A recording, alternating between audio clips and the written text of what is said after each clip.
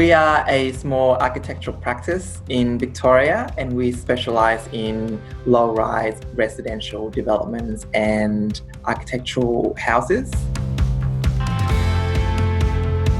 We had to shift our working model pretty quickly from a very close-knitted teamwork with a lot of face-to-face contacts to remote working very quickly within a day. The construction grant is also known as the HomeBuilder grant, and that is an initiative by the government to help the economy of the construction industry to bounce back from COVID-19. It gives people who are home owner occupiers $25,000 to assist in their project.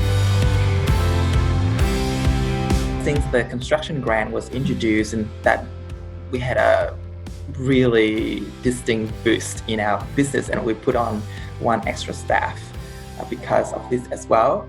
So several clients, I think at least three new projects in the business started, and they had a really sharp deadline. And so we got really busy in a really short period of time, and we've been running some midnight oil just to get through these deadlines.